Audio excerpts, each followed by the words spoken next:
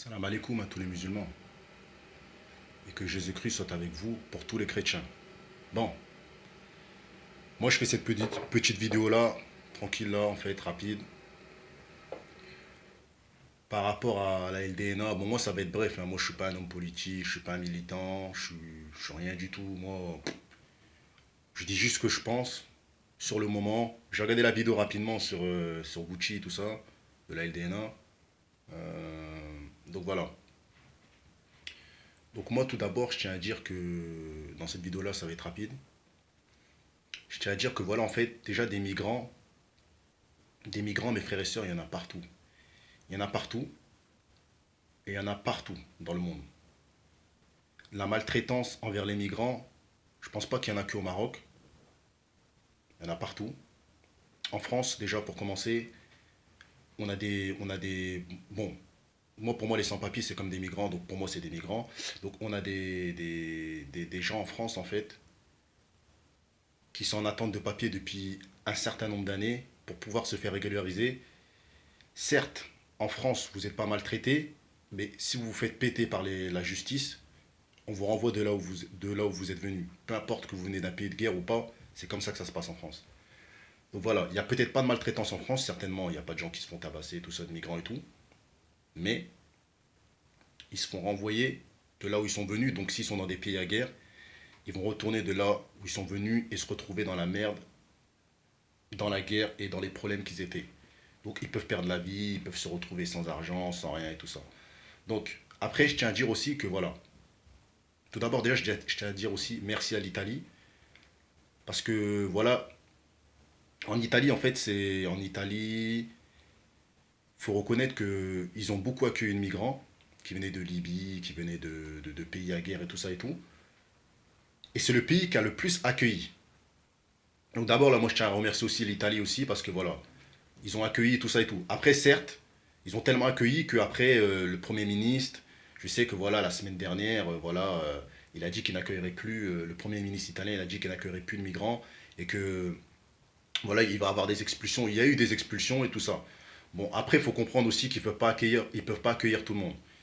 Après, sur la vidéo, je tiens à dire aussi que voilà, la maltraitance qu'il y a au Maroc, pour moi, c'est de la maltraitance gratuite. Je ne vais pas tirer sur le dos du Maroc parce que je pense que voilà, il y a des bons et des mauvais partout. Donc voilà, c'est-à-dire qu'au Maroc, il y a des gens bien, il y a des gens qui ne sont pas racistes et il y a des gens qui sont racistes. Je pense que ceux qui maltraitent ces migrants, ce sont ceux qui n'aiment pas les Noirs, tout simplement. Il faut être clair et net. Il ne faut pas parler chinois et tout ça, faut dire la vérité. Il y a des rebeux qui sont racistes. Et cette catégorie-là qui maltraite nos frères aux Noirs là-bas au Maroc, ce sont des gros fachos, ce sont des gros racistes. Et de toute façon, ça sert à rien de se plaindre à travers une vidéo, moi je pense, parce que tout simplement, le racisme, il y en a partout dans le monde et on ne peut pas le régler en parlant. Ce que Kémy Seba a fait, c'est que lui, il s'est déplacé à un moment dans le camp des migrants en Italie, tout ça et tout, dans le camp de Baobab des migrants, et il est parti apporter son soutien aux migrants en Italie. Parce que voilà, il se retrouvait dans la merde et tout ça et tout. Donc il est parti apporter son message et son aide comment dire, aux migrants qui étaient en Italie. Donc lui, il s'est déplacé, il s'est mobilisé avec son équipe, et voilà, il a fait un discours, il a fait des discours, il a apporté de la nourriture, il a fait ce qu'il pouvait pour les migrants qui étaient en Italie. Donc voilà. Après voilà, moi je trouve que moi là où j'étais en désaccord avec Watt, tu vois, c'est juste que voilà, t'as dit qu'en France et tout ça, les plus gros fouteurs de merde, c'est les rebeux en fait à la goutte d'or et tout ça, qui ont pas de papier, nanana et tout ça, instinct de survie, ils agressent des gens et tout, tout, tout. C'est bien de dénoncer les rebeux, tout ça. Moi je trouve ça dommage, tu vois, parce que c'est nos frères déjà pour commencer. Moi j'apprécie beaucoup les rebeux et les renois, je préfère mon peuple renois c'est sûr, mais j'aime bien mes frères rebeux parce que c'est mes frères. Mais là quand tu dénonces les rebeux à la goutte d'or en disant c'est les premiers agresseurs, les premiers fouteurs de merde, certes moi je suis toujours quelqu'un qui défend la communauté noire, je dis la vérité, c'est la vérité, tout ça et tout, mais c'est pas une raison de dire que voilà les premiers fouteurs de merde c'est les rebeux. Et nous, on a grandi dans des quartiers. Et ceux qui foutent la merde, c'est tout le monde. Il n'y a pas que les rebeux. Il y a même des blancs qui foutent la merde, wesh, qui traînent avec nous et qui se mettent à foutre la merde. Donc faut arrêter frère, faut arrêter. Moi je t'apprécie beaucoup, mais c'est juste sur ce message-là que j'ai pas apprécié. Parce que tout simplement, dans ces cas-là, quand tu dis ouais c'est les rebeux qui foutent la merde, il faut dire aussi ce qui se passe. Parce que moi je vis entre, je suis dans Paname, je suis partout, je suis à Saint-Denis, je suis un peu partout et tout. Je suis entre la Picardie aussi et tout ça. Il faut aussi dire les Renois qui vendent des paquets de cigarettes à la sauvette, qui vendent, qui travaillent clandestinement, comment dire, clandestinement à Sarcelles, à Saint-Denis, qui vendent des paquets de cigarettes, qui vendent comment dire, qui aussi ils sont dans la stade de survie, donc ils font aussi des fraudes.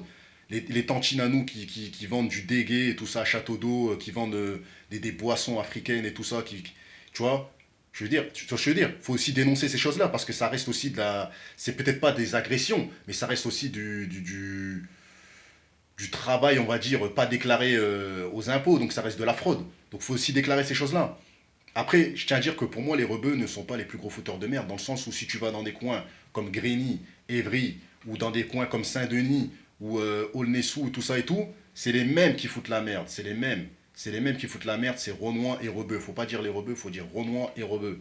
Et je pense pas, en aucun cas, je pense que les rebeux sont les plus fous, parce que là, tu dis, ouais, que les rebeux agresse au couteau, mais il y a aussi des Renois qui agressent au couteau un autre Renois. Il y a aussi des Renois, quand ils sont en embrouille avec un Renois, ils peuvent tuer un autre Renois. Ça aussi, il faut le dénoncer, parce que moi, je dénonce pour la communauté africaine, mais il ne faut pas voir le côté de l'autre, le côté, comment dire, des rebeux. Les Renois aussi, ils foutent la merde. Et les Renois aussi, ils agressent leurs frères Renois. Comme ils peuvent agresser un rebeu, comme ils peuvent agresser un blanc, comme ils peuvent agresser n'importe qui. En aucun cas, je pense que les rebeux sont les plus fous. Pour moi, les plus fous, c'est plus les Renois, pour moi, tu vois. Parce que voilà, quand les rebeux font des trucs, quand les rebeux font des trucs, c'est jamais plus grave qu'un Renoir. Un Renoir, quand il fait un truc, ça prend de l'ampleur, ça a un impact. Ça laisse des traces, quoi. Voilà, quoi. Je ne veux pas parler de ce qui s'est passé et tout ça, mais bon, voilà, on sait très bien. Voilà, on a l'exemple avec le terrorisme. Là, je vais prendre l'exemple dans le terrorisme voilà, de ce que Koulibaly a fait, que je ne cautionne pas. Il faut reconnaître, les frères Kouachi étaient à deux, mais Koulibaly était seul. Et Koulibaly a couru, a pris des gens en otage, il était seul. Il était pas accompagné. Donc c'est pour te dire que voilà, les Renois sont beaucoup plus fous dans la bêtise. Parce que voilà, il a pris des risques, il n'était même pas accompagné. Il avait des complices certes, mais il était seul à prendre des complices et à mettre une balle dans la tête à une femme policière. Donc c'est pour te dire, moi je cautionne pas ces choses-là, mais c'est pour te dire que les Renois sont beaucoup plus fous et beaucoup plus courageux. On l'a vu avec ce qui s'est passé avec Koulibaly et tout ça et tout. Donc, donc voilà, en tout cas je cautionne pas du tout le terrorisme, pour rappel. Et voilà, donc moi je t'apporte mon soutien, mais voilà, je t'apporterai toujours mon soutien parce que tu es un frère Renoir, mais je trouve que voilà, tes propos ont été un tout petit peu démesurés. Un petit peu démesurés sur les rebeux, tout ça et tout. Sur les rebeux. Donc voilà. Force à la communauté africaine, force à ton mouvement, force à tous ceux qui aident les frères Renois partout dans le monde, parce que voilà, des migrants, il y en a partout. Et voilà, moi je trouve que c'est bien beau de militer, mais il faut aussi être dans l'action et aussi voilà, se mobiliser, se déplacer comme le frère Kémy Seba, aller à la rencontre des migrants. Voilà, pas toujours se filmer, mais aller aider, faire pour les Renois, et voilà, apporter le soutien et ramener de la nourriture aussi. Voilà, se déplacer au Maroc, c'est bien beau d'aller au Maroc et tout ça en vacances, mais voilà, essayer d'aller les trouver et de les aider. Essayer d'aller en Italie et d'aider. Essayer d'aller partout où il y a des migrants et de les aider. Même en France, il y a des migrants, il y en a partout. Sur ce, salam alaikum à tous les musulmans et que Jésus-Christ soit avec vous pour tous les chrétiens.